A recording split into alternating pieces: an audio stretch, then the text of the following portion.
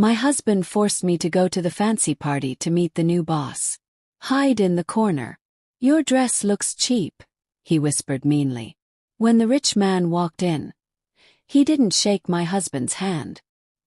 He came right to me, held my hands and said with wet eyes, I've searched for you for 30 years.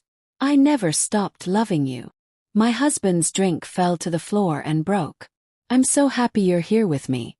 Please follow along and tell me what city you're watching from so I can see how many places my story reaches. I should have known something bad was coming when Robert suddenly wanted me at his work party. In 23 years of being married, he never wanted me near his business friends. I was the wife who cleaned the house, stayed quiet, and made sure his clothes were ironed and his dinner was hot when he came home from his meetings with rich people. You're coming tonight, he said that Monday while reading his newspaper. The new boss will be there. Starlight Corporation got a new owner, and I need to look good in front of him. I stopped pouring his coffee because my hand was shaking. Do you really want me there? I don't have nice clothes for something that fancy. Robert looked at me with that mean look I knew so well. Find something. Buy something from the cheap store if you need to. Just don't make me look bad. Don't make me look bad.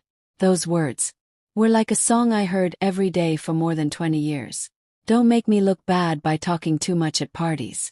Don't make me look bad by telling people about your poor family. Don't make me look bad by being too loud when nobody wants you around. I spent that whole week looking through secondhand stores with the $150 Robert gave me each month for my own things. Everything had to come from that money. My clothes, my soap, even the small presents I bought for his business friends' wives during Christmas. After 23 years, I knew how to find okay clothes for almost no money. The dress I found was dark green with sleeves, plain but pretty. It cost me $38 at a used clothing store, and the lady who worked there said it used to be from an expensive shop. I hung it carefully in my closet, trying not to worry about how Robert would say something bad about it. The night of the party came too. Robert walked out of his room wearing a perfect black suit that probably cost more than I spent on clothes for a whole year. His gray hair was slicked back and he wore his grandfather's gold watch, the one that showed everyone he came from a rich family, even though his company was losing money and drowning in debt. You ready? He asked, then stopped when he saw me. His face got dark and angry. That's what you're wearing. I looked down at my dress and suddenly saw it the way he did. What looked pretty in the store now seemed old and ugly. I thought it looked nice. It was the best thing I could buy with the money you gave me. Robert shook his head like he was disgusted. It will have to work. Just stay where people can't see you tonight. Don't talk about our life at home. And please don't say anything stupid. These are important business people. The car ride to the fancy hotel was quiet except for the music Robert liked and the sound of him looking at his phone. I sat next to him with my hands in my lap, touching the small gold heart necklace at my neck without thinking about it. It was the only jewelry I had that Robert didn't buy me, the only thing that was really mine. I wore it every day for 30 years, hidden under my clothes where nobody could see it. The big party room was exactly what I thought it would be. Shiny lights, white tables, and people who thought they were important because they had lots of money and vacation houses. The air smelled like expensive perfume and fresh flowers. Everywhere I looked, women wore dresses that cost more than our house payment each month. Stay here, Robert ordered, pointing to a dark spot near the bar where big plants would hide me. I need to find some people. Don't walk around.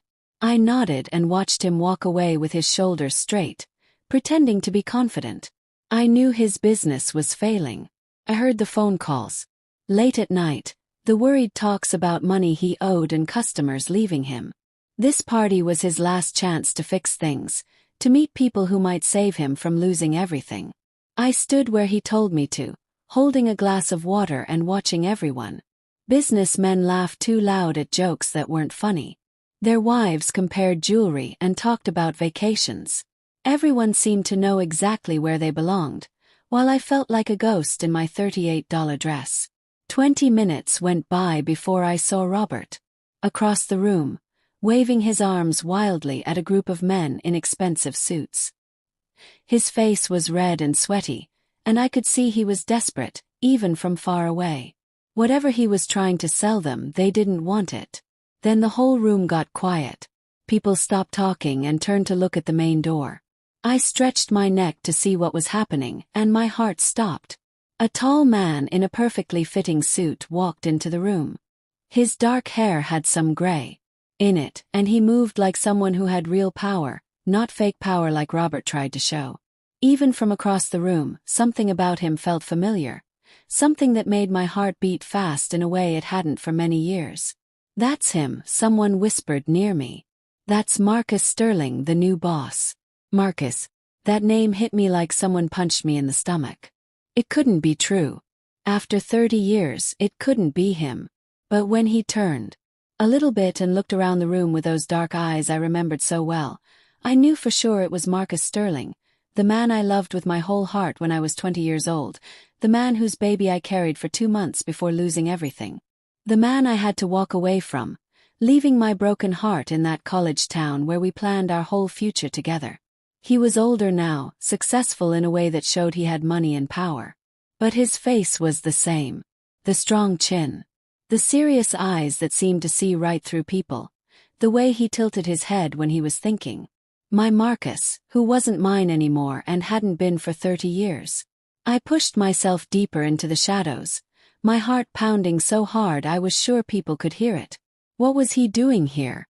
What were the chances he would be the new boss of the company Robert needed so badly?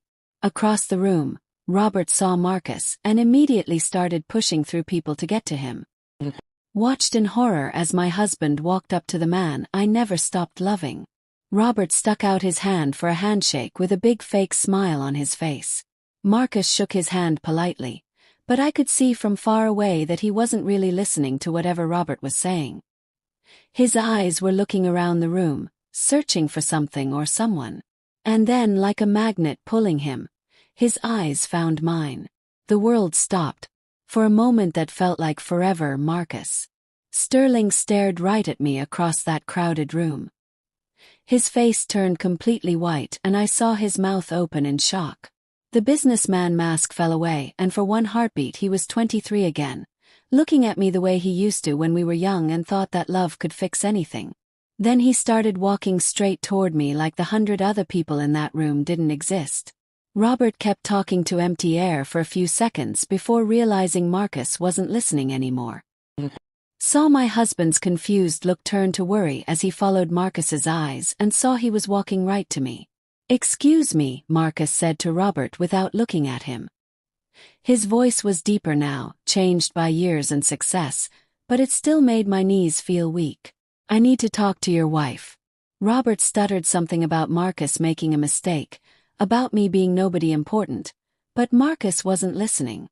He walked right to where I stood frozen in the shadows, stopped close enough that I could smell his cologne, something expensive and fancy, nothing like the cheap aftershave he wore in college. "Sarah," he said, and hearing my name from his lips after 30 years made tears fill my eyes.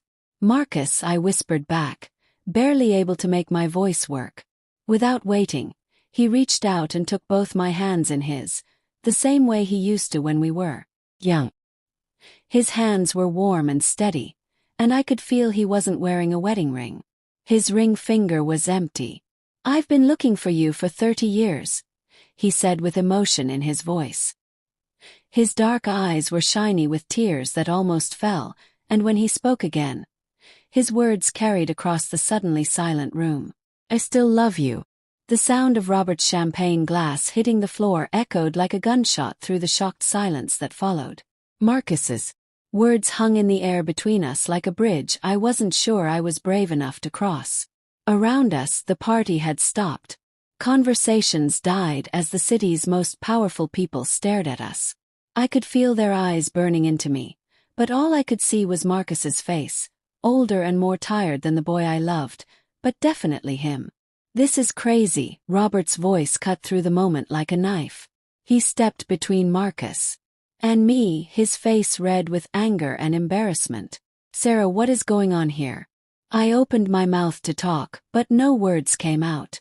How could I explain 30 years of hidden heartache in front of a room full of strangers? How could I tell my husband that he was never anything more than a safe place to hide from the pain of losing the only man I ever truly loved? Marcus's eyes never left my face. Could we talk privately? He asked gently but with a clear voice. Of someone people always listen to. Robert laughed in a mean way. Privately. She's my wife. Anything you want to say to her you can say in front of me. No, Marcus said simply. Can't. The weight of his stare was almost too much. I could see the questions there. The hurt that time hadn't fixed. The love that somehow lived through 3 decades apart. But I could also see Robert's panic. The way his hands shook as he realized his carefully planned night was falling apart. Marcus, I finally said. My voice barely louder than a whisper. Can't. Not here. Not like this. He nodded slowly, understanding in a way Robert never did. Course. But Sarah, he reached into his jacket and pulled out a business card, white with silver writing. Please call me. We need to talk. I took the card with shaking fingers, our hands touching for just a second. That touch sent electricity through my whole body, reminding me of what it felt like to be touched with love instead of ownership. We're leaving, Robert announced loudly, grabbing my arm hard enough to hurt. Right now. Marcus's face got dark as he saw Robert's tight grip on me, and for a moment I thought he might stop him. But I shook my head slightly and he stepped back, his jaw tight with effort. I'll be waiting for your call, he said quietly. Robert dragged me through the room past the staring faces and whispered guesses. I held Marcus's business card in my free hand, the sharp edges pressing into my palm like a rope saving my life. The car ride home was terrible with Robert's anger and blame, but I barely heard him.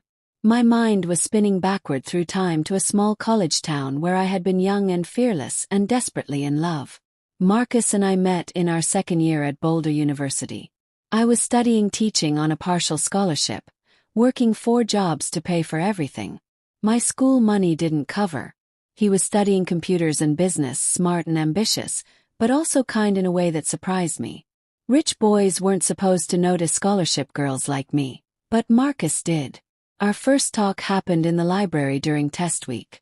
I was lying across 3 chairs surrounded by textbooks and empty coffee cups when he came over with his head tilted that way that meant he was thinking hard about something.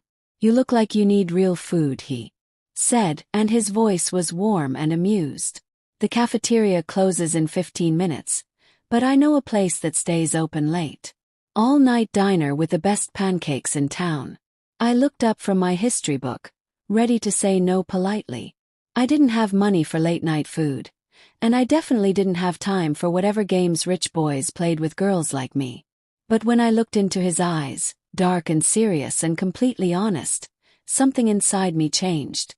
I can't pay for diners, I said honestly. But thank you. I didn't ask if you could pay, he replied gently. I asked if you were hungry. That was Marcus. Direct, honest, cutting through nonsense to get to what mattered. We went to the diner that night and he bought me pancakes and listened while I talked about books and dreams and the scholarship I was trying hard not to lose. He didn't try to impress me with stories about his family's money or his future plans. He just listened, really listened in a way nobody ever had before. We became best friends after that. Marcus showed me his world of fancy parties and country clubs, but he also left those places to explore my world of late-night studying and shared pizza in tiny dorm rooms. We talked about everything, books and computers, family and dreams, the future we were building together piece by piece. The night he asked me to marry him was perfect because it was simple. We were sitting in our favorite spot by the campus pond, watching the sunset. Over the mountains. Marcus pulled out his grandmother's sapphire ring, old and beautiful, and his hands shook as he put it on my finger. Marry me, Sarah, he said, his voice thick with feeling. I want to spend the rest of my life making you happy. I said yes without thinking twice. We were 20 and believed that love was enough to beat any problem.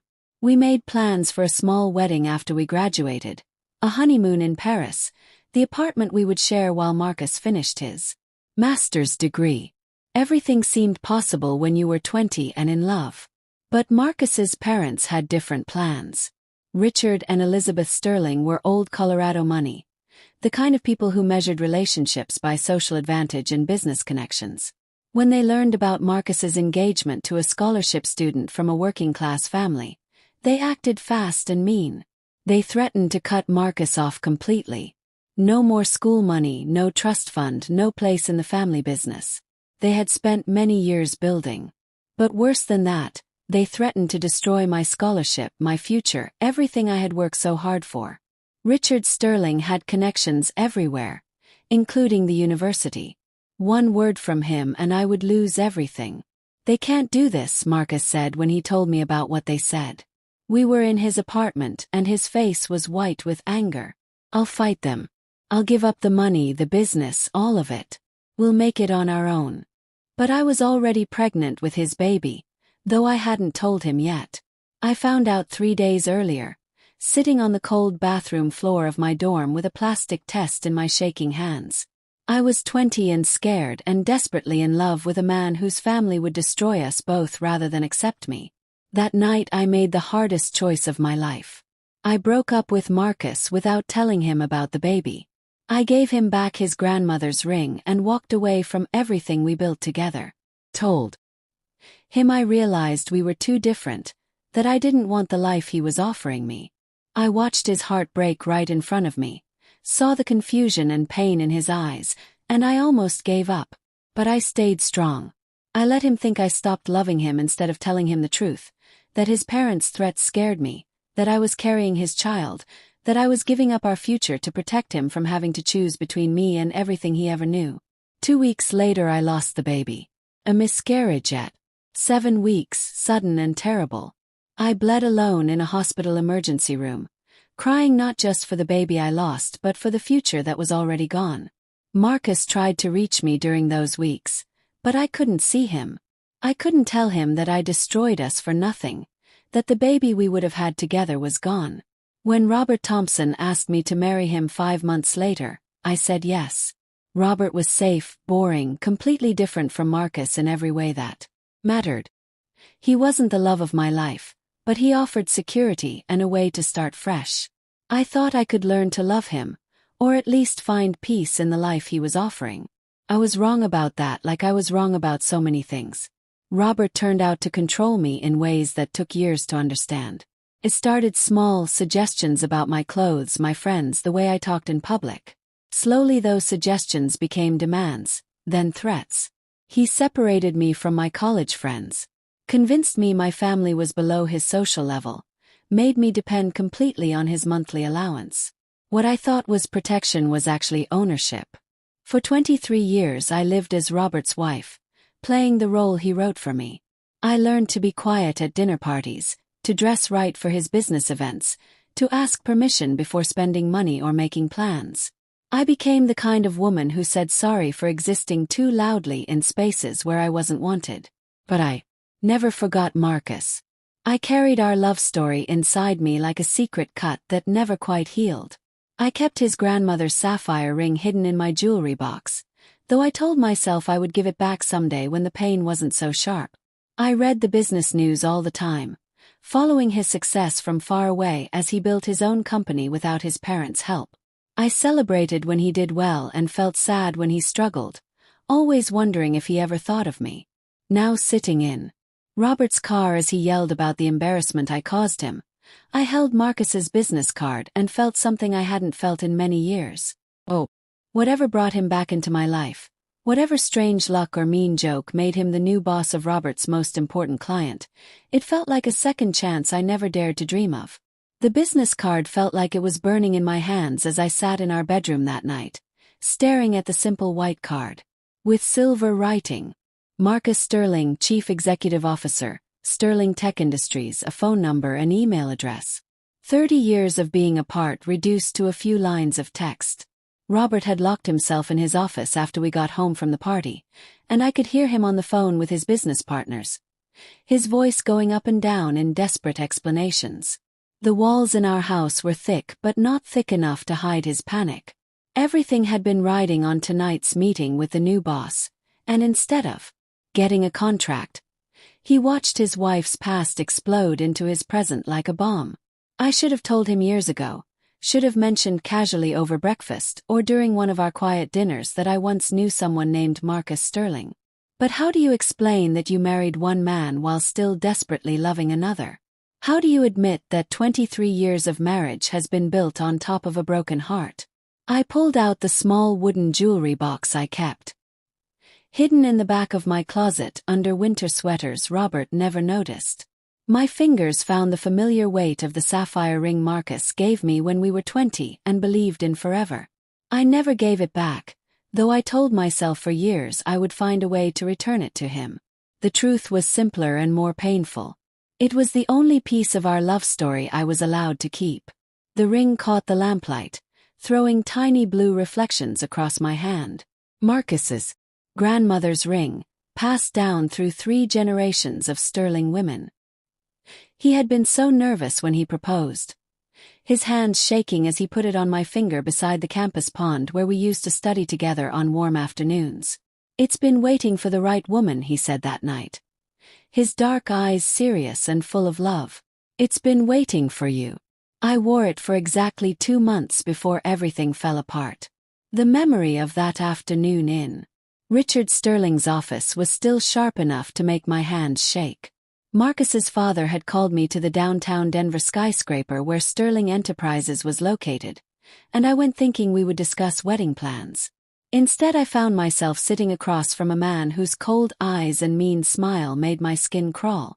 "Miss Parker," he said, leaning back in his leather chair like a hunter who had trapped his prey. "I understand my son has made you certain promises." I lifted my chin, trying to show confidence I didn't feel. At 20, I thought courage was enough to beat anything. "Marcus and I are engaged. We're planning to get married after graduation." Richard Sterling laughed, a sound without any warmth. "Are you? How interesting. Tell me, what do you think married life will be like? The country club memberships, the charity events, the summers in Aspen. Do you think you'll fit into our world, Miss Parker?" "I think love is more important than social status," I answered, though my voice started to shake. "Love," he repeated the word like it tasted bad. "Let me tell you about love, Miss Parker. Love is something people in my family can't afford. Marcus has duties to this company, to our family name, to the legacy that goes back 3 generations. He will marry someone who can support those duties, not someone who will drag them down." I started to argue, but he held up his hand for silence. "You're on a partial academic scholarship, aren't you? Studying teaching with a focus on elementary education. Your father works at a factory. Your mother cleans houses. Working class people, I'm sure they're very nice, but hardly the background we expect for a Sterling daughter-in-law." Each word was carefully chosen to hurt, and they worked. I felt my face burn with shame and anger, but Richard Sterling wasn't done. "I've done my homework, Miss Parker. One phone call from me to the right people at Boulder University and your scholarship vanishes.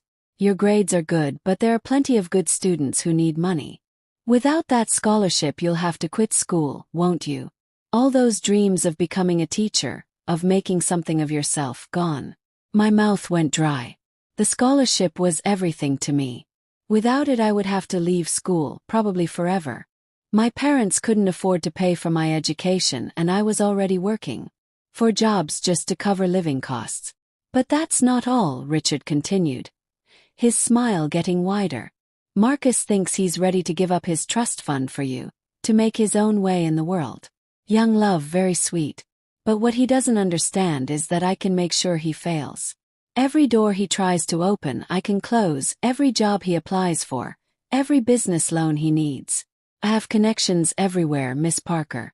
I can make sure Marcus Sterling becomes just another college graduate with an expensive education and no future."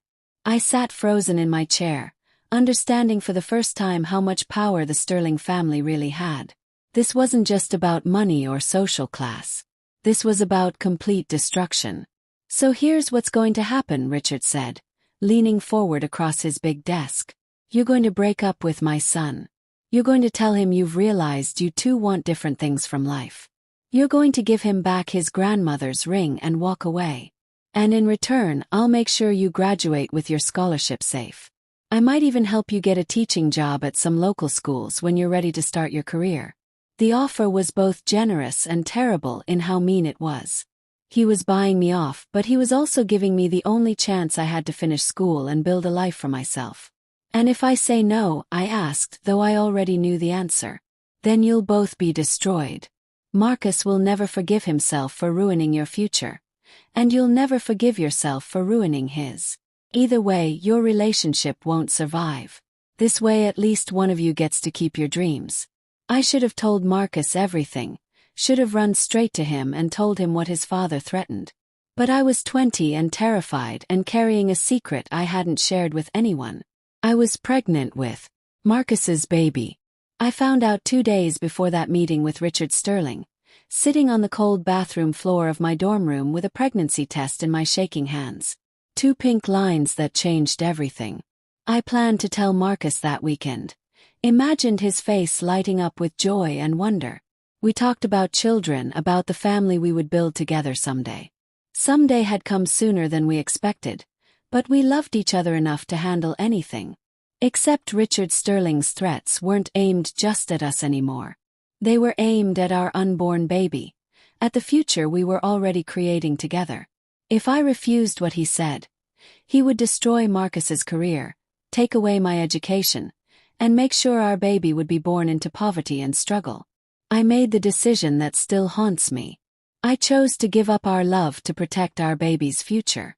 The breakup was the hardest thing I ever did. I met Marcus at our favorite coffee shop near campus, the one where we spent countless hours studying together and planning our future. He was already there when I arrived, sitting at our usual table by the window, and his face lit up when he saw me the way it always did. "There's my beautiful fiancé," he said, standing up to kiss me. "How did the meeting with my father go? I hope he wasn't too scary. He can be a little intense when it comes to business." I couldn't look at him directly. Instead, I stared at the engagement ring on my left hand, the sapphire catching the afternoon sunlight coming through the window. "We need to talk, Marcus." Something in my voice must have warned him because his smile disappeared immediately. "What's wrong?" I forced myself to look at his eyes, those dark eyes that looked at me with such love and gentleness for the past year. "I've been thinking about our engagement, about what marriage would mean, babe." He sat down slowly, worry creeping into his face. "What about it? I don't think we're right for each other." The lie tasted like poison in my mouth. "We want different things from life." Marcus stared at me for a long moment, confusion and hurt fighting across his face. "What are you talking about, Sarah? We've planned everything together. We want the same things." "No, we don't." I pulled the ring off my finger, the metal sliding easily over my knuckle. It had been loose lately, probably because I was too nervous to eat much since discovering I was pregnant. "I've realized I'm not cut out for your world, the country clubs, the social expectations, the pressure to be someone I'm not. I want something simpler." "Then we'll have something simpler," Marcus said immediately, reaching across the table for my hands. "Sarah, I don't care about any of that. We can live however you want to live." I pulled my hands away before his touch could make me weak. "It's not just about how we live. About who we are. You're going to take over your family's business someday. You'll need a wife who can fit that world, who understands it. I'm not that person." "You're exactly that person," Marcus insisted, his voice rising with desperation. "You're smart, beautiful, kind. You're everything I want in a wife, in a partner." "Sarah, where is this coming from? Last week you were excited about looking at apartments for next year. What changed?" "Everything." I wanted to say everything. "Changed when your father showed me exactly what your family can do. When I realized loving you isn't enough to protect the baby growing inside me." Instead, I placed the sapphire ring on the table between us. The small sound of metal against wood was like a gunshot in the quiet coffee shop. "I'm giving you back your ring." Marcus stared at the ring like it was a dangerous snake. No, Sarah. This is crazy. Whatever's wrong, we can fix it. We love each other." "Love isn't always enough," I said, quietly, hating myself for the truth in those words. "It is for us," Marcus said fiercely. "Has to be." I stood up before I could lose my courage completely. I'm sorry, Marcus. Truly am. But this is best for everyone. Best for everyone. Marcus jumped to his feet, his chair scraping against the floor. How is breaking up best? Sarah, talk to me. Tell me what's really happening here. For one terrible moment I almost did. Almost told him about his father's threats, about the pregnancy, about the impossible choice I was being forced to make. But Richard Sterling's warning echoed in my mind. Marcus would never forgive himself for ruining my future, and I would never forgive myself for ruining his. Goodbye, Marcus, I whispered and walked away from the only man I ever loved. 2 weeks later I lost the baby. I was alone when it happened, cramping and bleeding in my small dorm room on a rainy Tuesday morning. By the time I made it to the campus health center, it was already over. 7 weeks of pregnancy ended as quickly and quietly as it began. These things happen sometimes, the doctor told me gently, often in the first few months. It doesn't mean anything was wrong with you or that you can't have healthy pregnancies later. But I knew the truth. I gave up my relationship with Marcus to protect a baby who was already gone. I destroyed our love for nothing. Marcus tried to contact me during those weeks, leaving messages I didn't answer, showing up at places he knew I would be. I avoided him with the skill of someone whose heart was too broken to risk more pain. Eventually he stopped trying. Eventually he graduated and moved away, and I never saw him again until tonight. 5 months after our breakup, Robert Thompson asked me to marry him. Robert was a business friend of my father's, 10 years older than me, and nothing like Marcus in any way. He was stable, predictable, completely safe. When I said yes, it wasn't because I loved him. It was because I was tired of being alone with my sadness, tired of looking at Marcus's grandmother's sapphire ring every night before bed. I thought I could learn to love Robert. I thought safety and security might be enough to build a life on. I was wrong about that, as I was wrong about so many things. Now 23 years later, I sat in the bedroom of the house Robert bought to show off his success, holding Marcus's business card and his grandmother's ring, and wondering if second chances were real or just mean jokes the universe played on people who already lost everything that mattered. Tomorrow I would have to decide whether to call the number on that white card, whether to open a door I closed 3 decades ago when I was young and pregnant and scared enough to believe love wasn't worth fighting for. The question was whether I was brave enough now to find out what might have been different if I had chosen to fight instead of run. I spent 2 sleepless nights staring at Marcus's business card before I found the courage to call. Each time I picked up the phone, Robert's voice echoed in my mind with all the reasons I shouldn't, all the ways this would destroy the carefully built life we had together.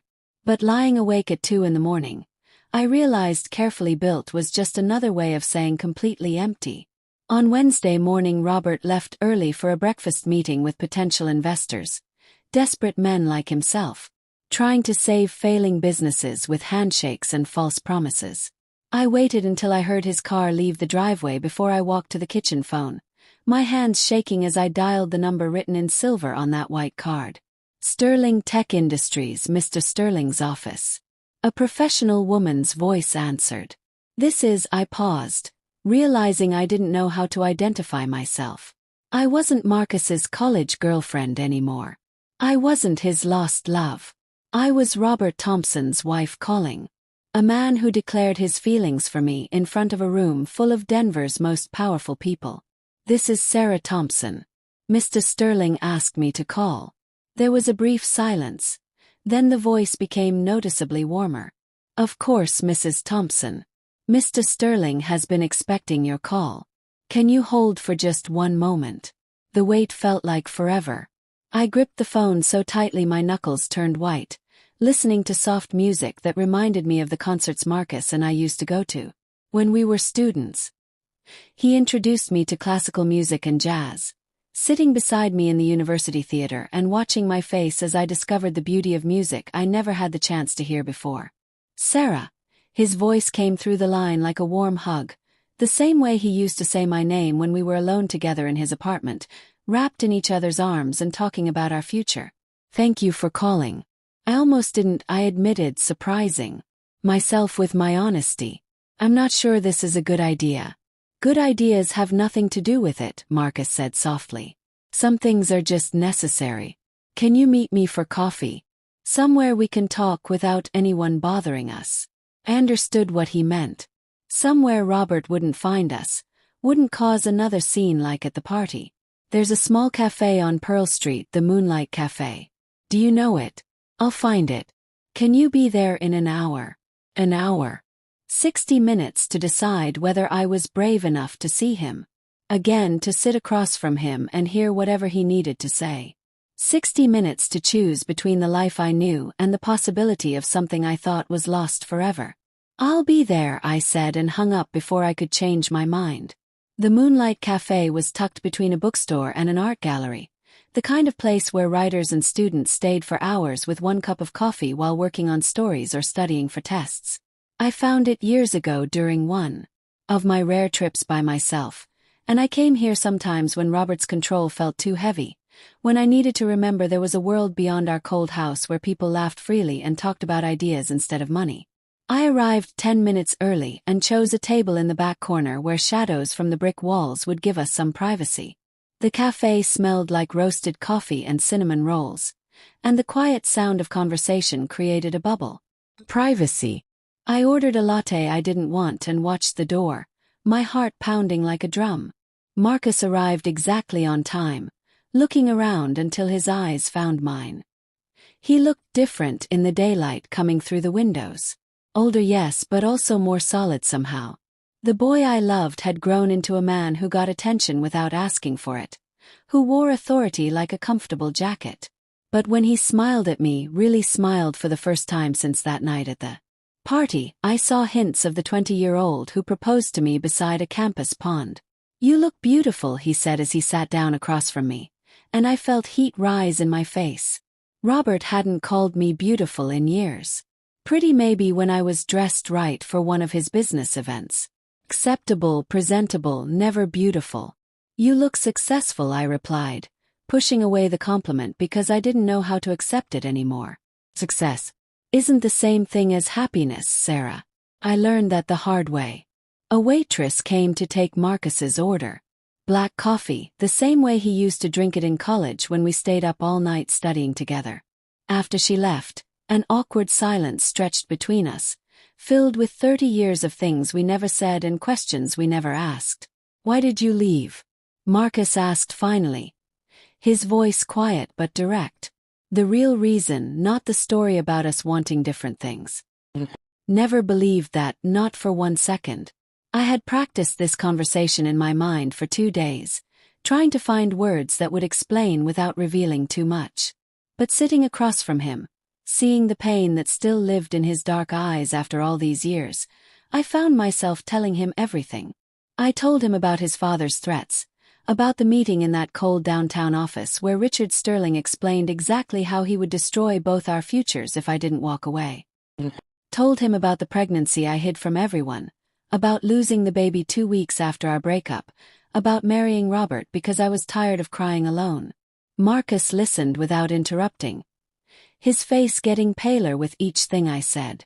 When I finished, he sat in shocked silence for a long moment, his hands clenched into fists on the small table. My father threatened you, he said finally, his voice deadly quiet. And you were pregnant with my child. I nodded, unable to trust my voice. Jesus Christ, Sarah. Marcus ran both hands through his hair, a movement I remembered from when he was overwhelmed or frustrated. Why didn't you tell me? Why didn't you come to me with this? Because I was 20 and terrified, I said, my voice barely louder than a whisper. Because your father convinced me that loving you would destroy both of us. 'Cause I thought I was protecting you.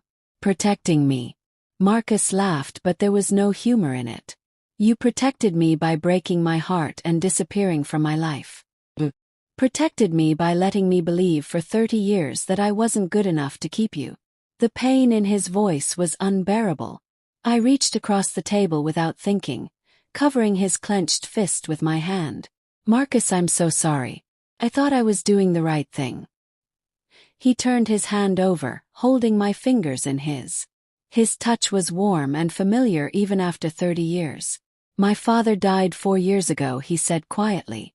I spent the last 12 years of his life trying to earn his approval, trying to prove I could build something without his help. I never knew about the threats. Never knew what he did to you. It doesn't matter now, I said, though we both knew that was a lie. It mattered more than ever because understanding the past was the only way to make sense of the present. It matters to me, Marcus said firmly. It matters because I need you to know that I never stopped loving you. Not when you left. Not when you married Robert. Not when I married Jennifer because my parents insisted I needed a proper wife for appearances. I searched for you, Sarah. For years I hired investigators, followed clues that went nowhere. I never gave up hope that someday I would find you again. My heart hurt at the pain in his words. Marcus, I divorced Jennifer 2 years ago, he continued. Friendly, no children, no real love lost on either side. We both knew we married for the wrong reasons. And then last month I finally found you. My investigators tracked down your marriage records, your address. I was planning to contact you carefully, respectfully. I never imagined I would walk into that party and see you standing there like something from a dream. The weight of his words settled between us like a promise and a warning. He found me, had been planning to contact me, had been searching for 30 years.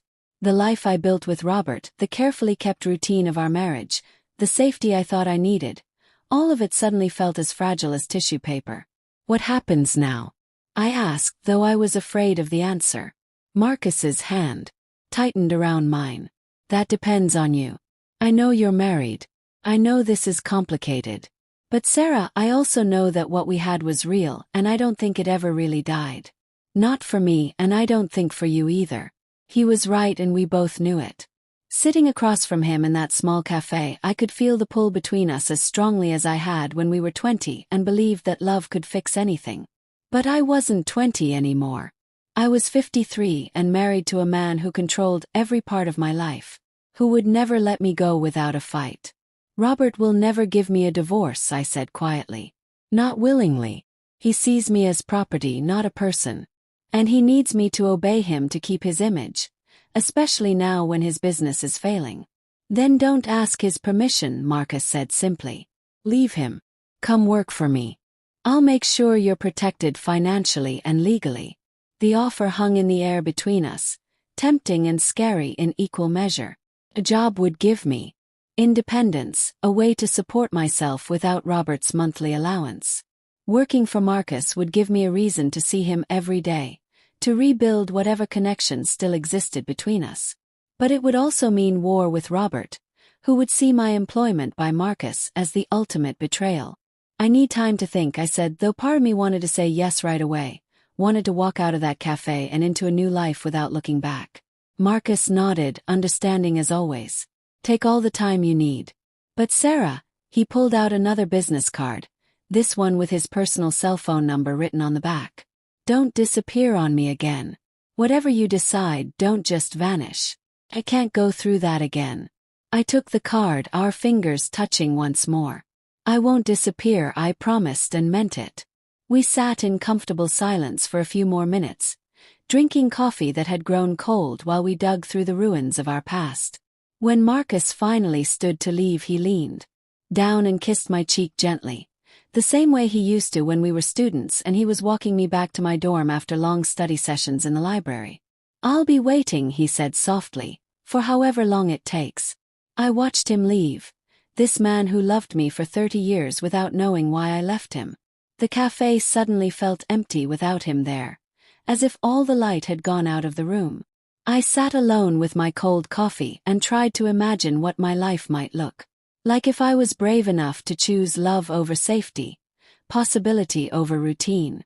The drive home was a blur of Denver traffic and racing thoughts. I kept Marcus's business card in my purse next to the first one he gave me at the party, and I could feel them there like a secret heartbeat. By the time I pulled into our driveway, I had almost convinced myself that I could do it, that I could tell Robert the first was leaving, that I was taking a job with Marcus's company, that our marriage was over. But Robert was waiting for me in the kitchen when I walked through the door, and one look at his face told me my decision might not be mine to make after all. Where have you been?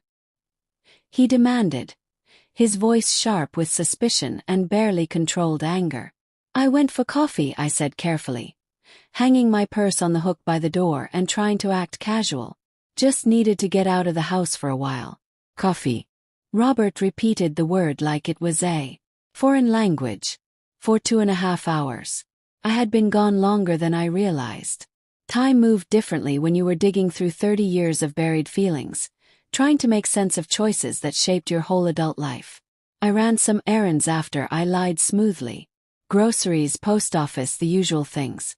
Robert stepped closer, his gray eyes scanning my face for signs of lying. Errands, he said.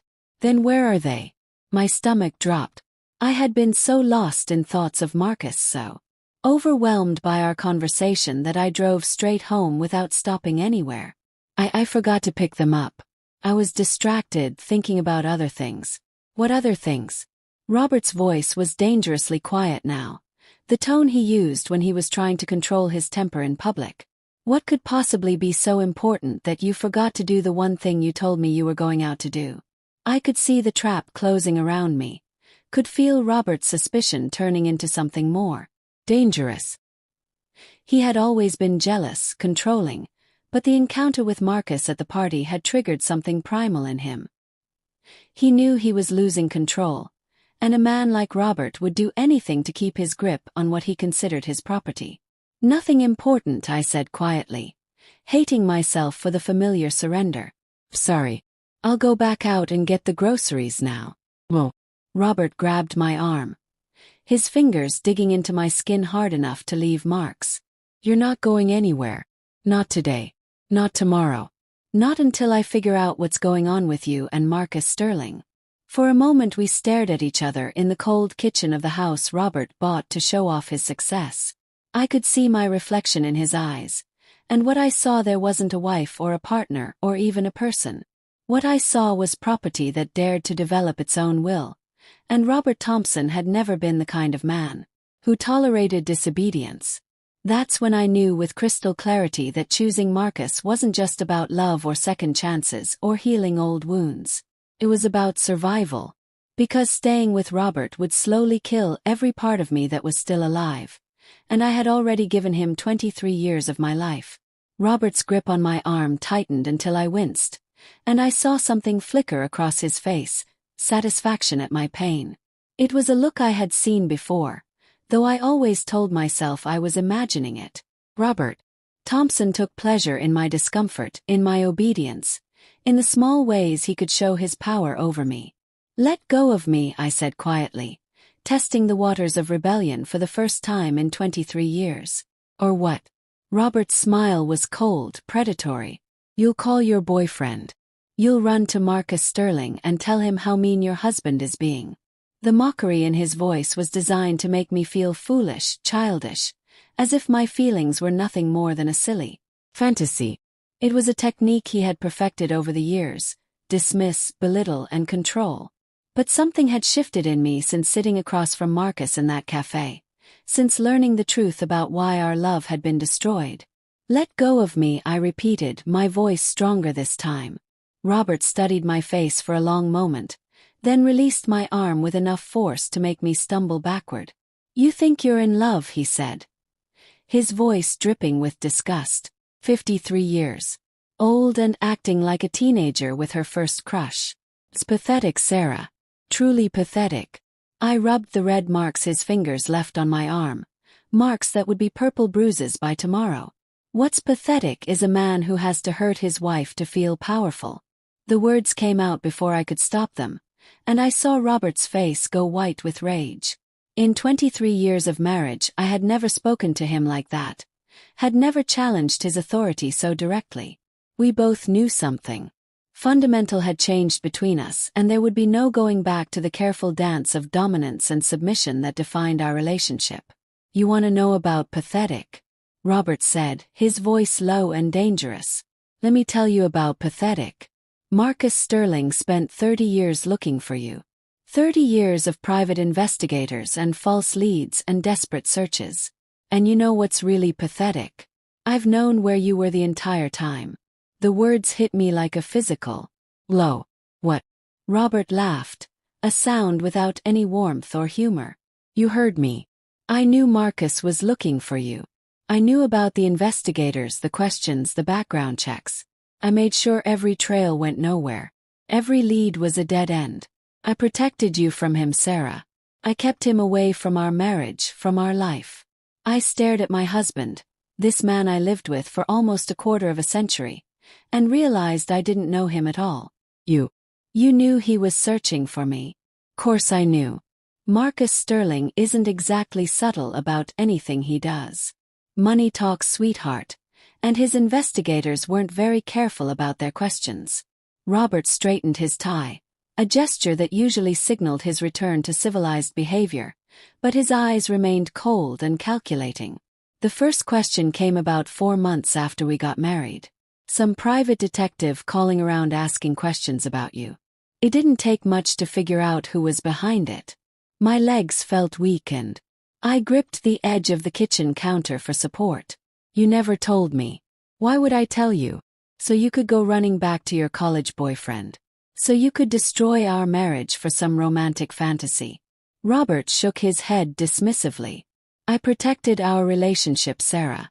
I protected you from making a terrible mistake. You protected yourself, I said, understanding flooding through me like ice water. You knew that if Marcus found me, if he told me the truth about why we broke up, I would leave you. Robert's smile was sharp as a knife. And would you have? If Marcus had shown up at our door 8 years ago, 15 years ago, would you have left me for him? The honest answer was yes, and we both knew it. Even in the depths of my unhappiness with Robert, even during the years when our marriage felt like a prison sentence I was serving for crimes I didn't remember committing, I would have left him for Marcus without hesitation. Robert had known that, had counted on my ignorance to keep me trapped. How? I asked, my voice barely above a whisper. How did you stop the investigators? Money mostly. Bribes, false information, dead ends. It's amazing what people will do for the right price. Robert poured himself a glass of whiskey from the bottle he kept on the counter. His movements casual and unconcerned, as if we were discussing the weather instead of 30 years of systematic manipulation. I had connections to Sarah.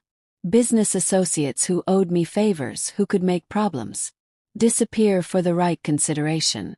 I thought about Marcus sitting across from me in that cafe, telling me how he searched for years, how he never gave up hope of finding me.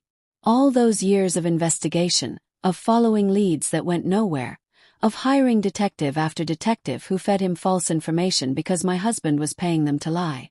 You destroyed his life too, I realized with growing horror. You didn't just keep him away from me.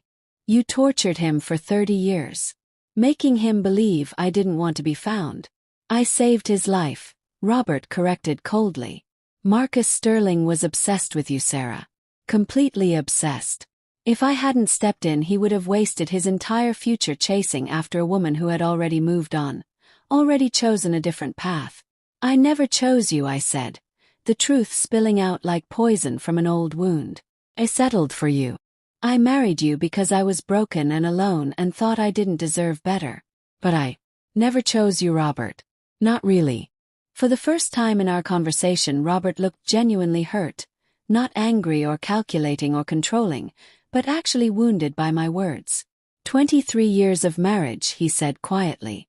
23 years of providing for you, protecting you, giving you everything you could possibly need. And this is what I get in return. Contempt. You call it providing, I said, my voice growing stronger with each word. Call it buying obedience. You gave me a house and an allowance and a role to play. But you never gave me choice. You never gave me freedom. You never even gave me the basic respect of honesty. Honesty. Robert laughed bitterly. You want honesty. Here's some honesty for you. Marcus Sterling doesn't love you, Sarah. He loves the memory of you, the fantasy of who you were when you were 20. He's been chasing a ghost for 30 years. And when he realizes that the woman standing in front of him now isn't the girl he remembers, he'll disappear just as quickly as he appeared. The words were designed to hurt, to make me doubt myself and Marcus and the possibility of a different life. But instead of weakening my resolve, Robert's cruelty only strengthened it because I knew deep in my bones that he was wrong. Marcus hadn't fallen in love with my 20-year-old self again at that party. He looked at me as I was now, 53 and tired and marked by years of emotional abuse, and he still said he loved me. "You're wrong," I said simply. "Am I? Let me ask you something, Sarah. When Marcus realizes you're not the sweet college girl he remembered, when he sees how you've let yourself go, how you've become exactly the kind of middle-aged housewife he would never have chosen for himself, do you really think he'll still want you?" I looked at my husband, this man who spent 23 years systematically destroying my confidence, and I felt something snap inside me like a tight wire finally breaking under too much pressure. "You know what, Robert? I don't care if Marcus wants me or not. I don't care if he changes his mind tomorrow and decides you're right about everything, because at least he gave me a choice. At least he offered me the chance to decide for myself what I wanted instead of manipulating and controlling me into obedience." I pulled Marcus's business cards out of my purse, both of them, and set them on the kitchen counter between us like a declaration of war. Marcus offered me a job, financial independence, the chance to build a life that belongs to me, not to some man who thinks he owns me. Robert's face went very still. "You're not taking that job." "Yes, I am." "No, Sarah, you're not."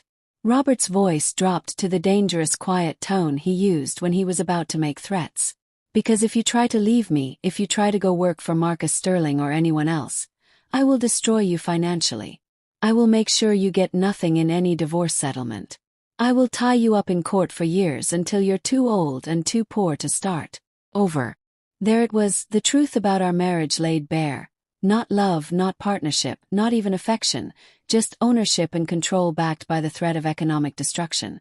Robert had never loved me. He collected me the same way he collected expensive watches and rare wines, as a symbol of his success and good taste. "You can try," I said, surprised by how calm my voice sounded. "But Marcus has more money and better lawyers than you'll ever have. And unlike you, he doesn't need to destroy people to feel powerful." The mention of Marcus's superior resources hit Robert like a physical blow.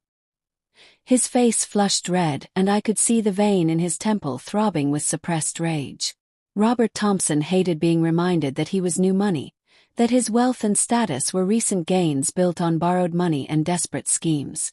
Marcus represented everything Robert wanted to be but never could.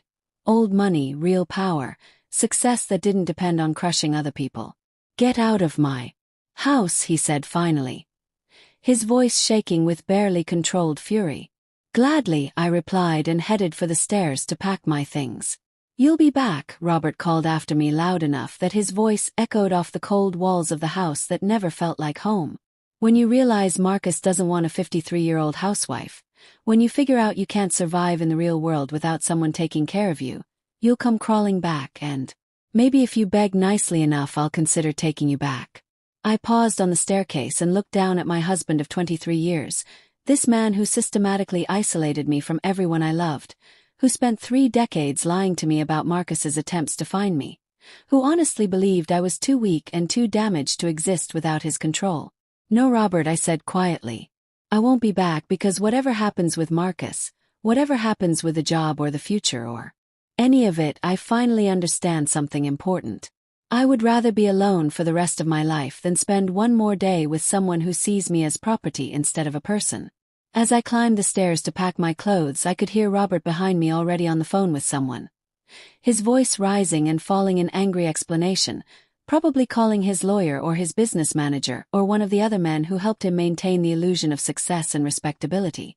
But for the first time in 23 years, I wasn't listening to Robert Thompson's voice with fear or anxiety or the need to please.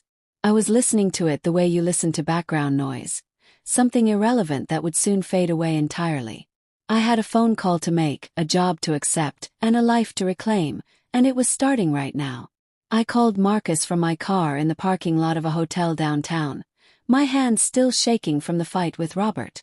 The sun was setting over the Denver skyline, painting the mountains in shades of orange and pink that reminded me of the evenings Marcus and I used to spend studying together on the university campus when the future seemed endless and love felt strong enough to overcome any obstacle.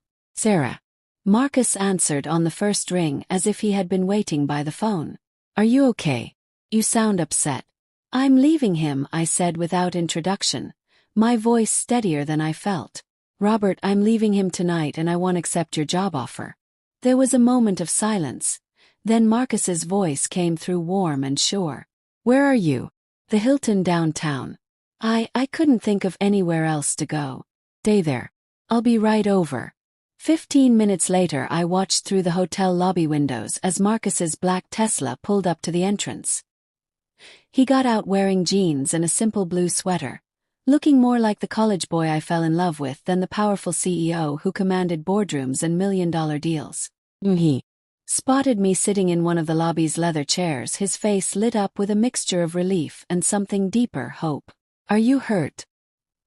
He asked, sitting down beside me and immediately noticing the bruises on my arm where Robert grabbed me.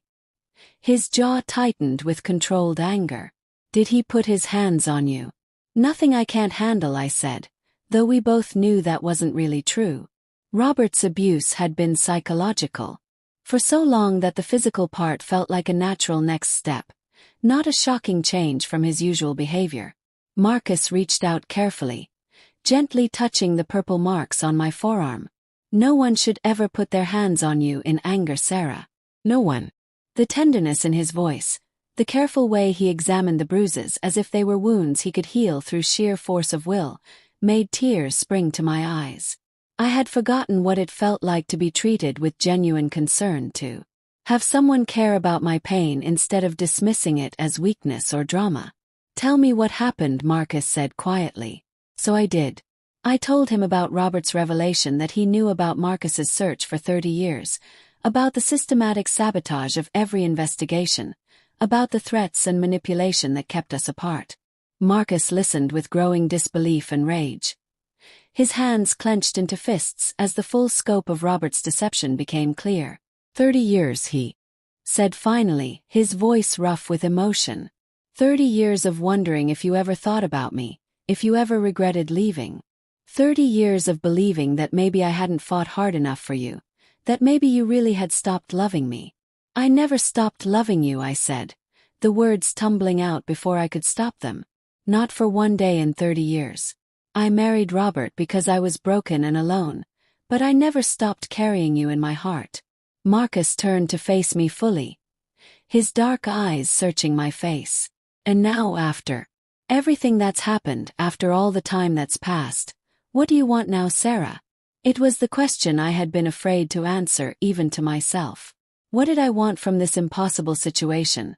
This second chance that felt like a gift and a test rolled into one. I want to find out who I am when I'm not afraid, I said honestly. I want to discover what my life could look like if I'm making the choices instead of having them made for me. And I want to find out if what we had was real enough to survive everything that's happened to us. Marcus smiled, the first genuine smile I had seen from him since that moment of recognition at the party. Then let's find out together.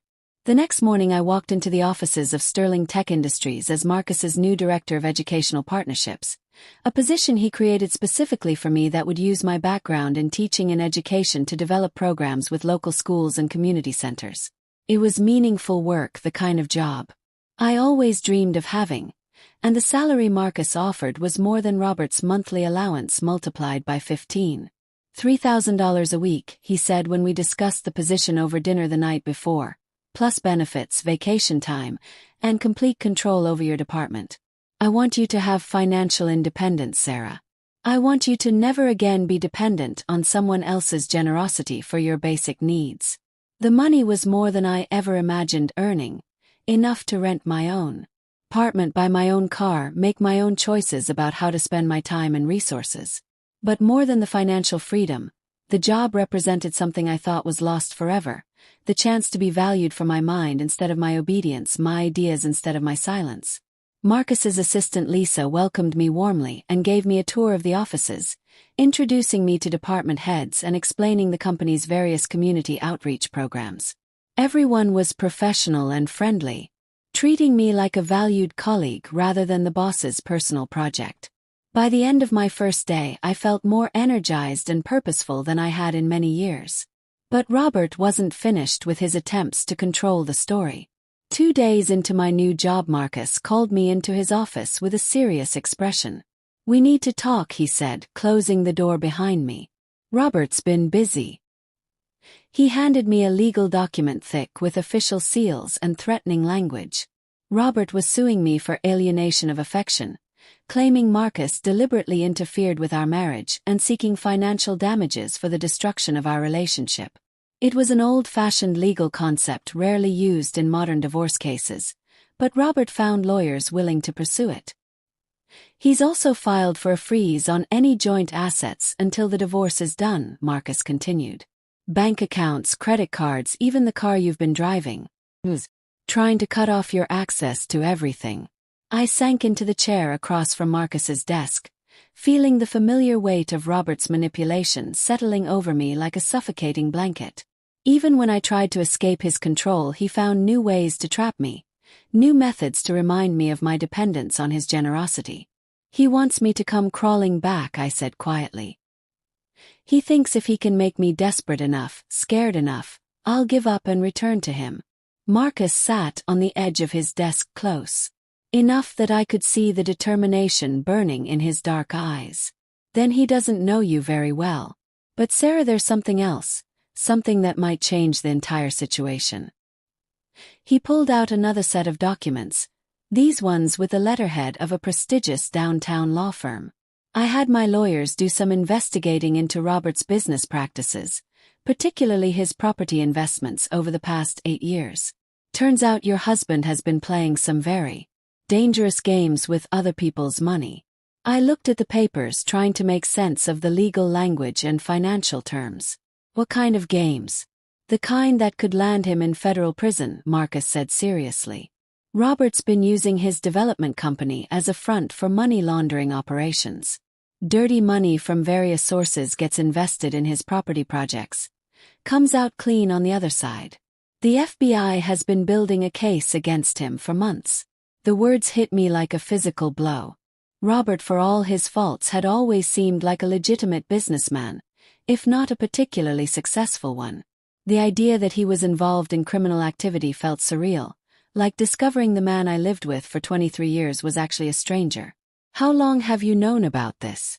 "Yes. I suspected something was wrong with his finances when I started researching his company for potential contracts," Marcus admitted. "The numbers didn't add up. The funding sources were questionable. But I didn't have proof until my lawyer started digging deeper." I stared at the documents, understanding the implications of what Marcus was telling me. If Robert was arrested for money laundering, his assets would be frozen. His business would be shut down, and any claims he had against me in the divorce would become meaningless. But it also meant the man I married, however unhappily, was a criminal who had been using our home and our marriage as cover for illegal activities. "What do we do?" I asked. Marcus's expression was carefully neutral, but I could see the protectiveness in his eyes, the same fierce determination that had driven him to search for me for 30 years. "We do nothing. The FBI will do their job, and Robert will face the consequences of his choices. But Sarah, you need to understand, when this comes out, and it will come out soon, there's going to be a lot of media attention. Your marriage to Robert will be examined. Your connection to me will be public knowledge.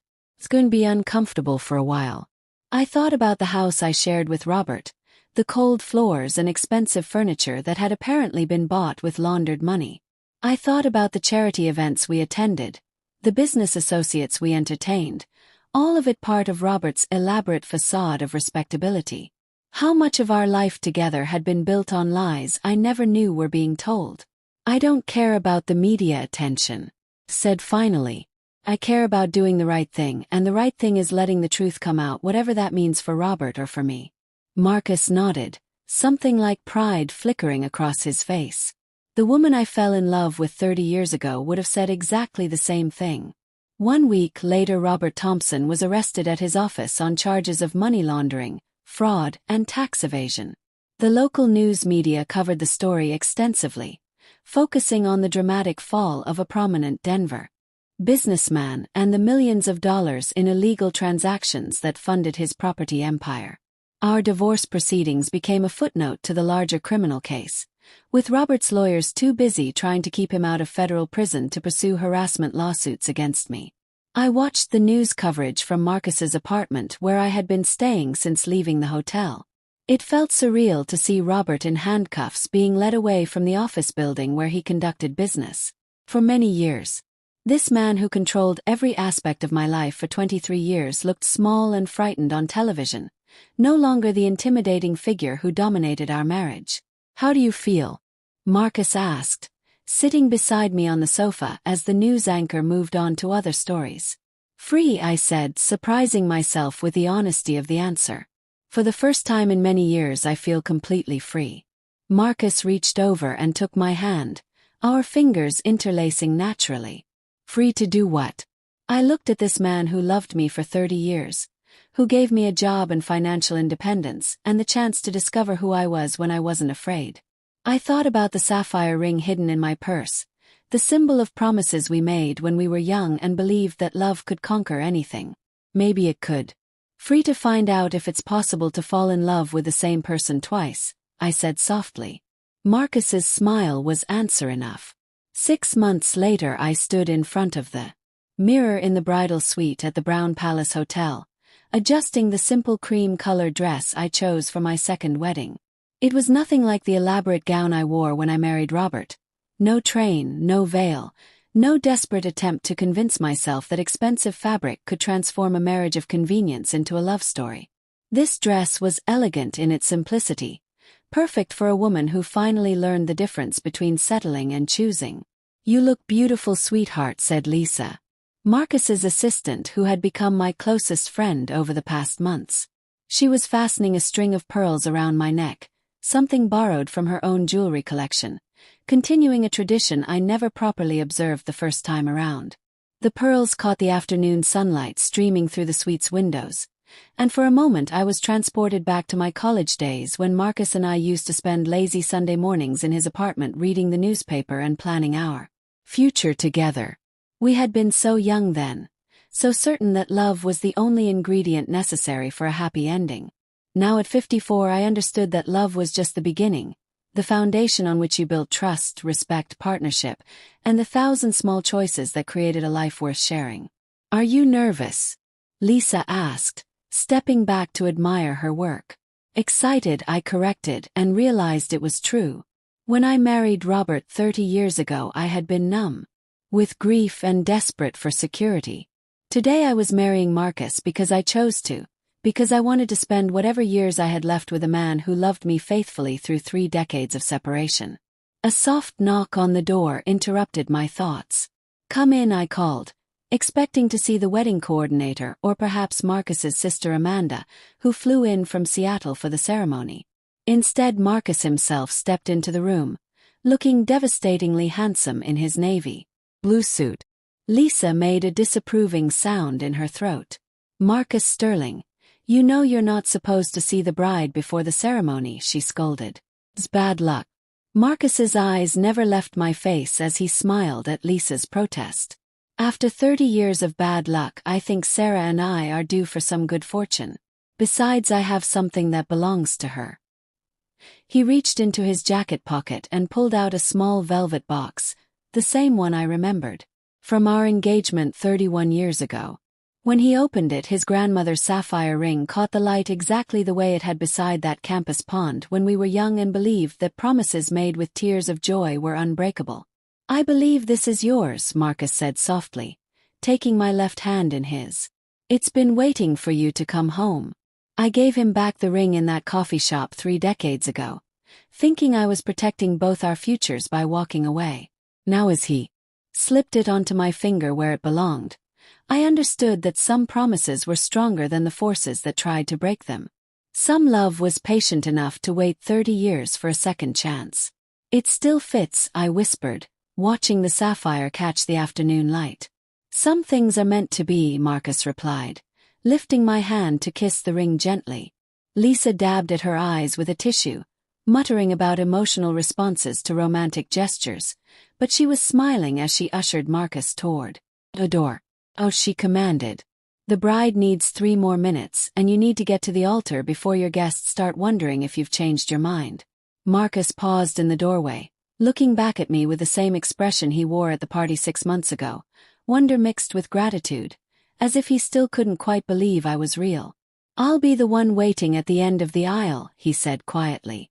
"I know," I replied. "You've been waiting for 30 years. After he left, I took one final look at myself in the mirror. The woman staring back at me looked older than the 20-year-old bride who married Robert, but she also looked stronger, more certain, more genuinely happy than I had ever seen her before. This wasn't a woman settling for security or running from grief. This was a woman who fought her way back to love and was brave enough to claim it. The ceremony took place in the hotel's garden overlooking the mountains that served as the backdrop for Marcus's and my college romance. 40 guests sat in white chairs arranged between rose bushes and flowering trees, friends and colleagues who welcomed me into Marcus's world with warmth and genuine affection. It was everything Robert and my wedding hadn't been: intimate, joyful, focused on celebration rather than status. As I walked down the petal-strewn path, I saw Marcus waiting for me at the altar, his face radiant with happiness. Beside him stood his best man David, his college roommate who helped him search for me during those early years after our breakup. I met David the previous month and learned that Marcus talked about me constantly during their university days, that even after our separation Marcus kept hoping I would change my mind and come back to him. "He never stopped believing you were meant for each other," David told me over dinner. "Even when he married Jennifer, even during the divorce, he always said that if he could find you again, he would spend the rest of his life making up for lost time." Now as I reached the altar and Marcus took my hands in his, I could see that promise reflected in his eyes. We lost 30 years to other people's manipulations and our own youthful fears, but we had the rest of our lives to create new memories, to build the partnership we dreamed of when we were students with more hope than money. The ceremony was brief and deeply personal. Instead of generic vows, Marcus and I had written our own words, promises that acknowledged the pain of our separation and the miracle of our reunion.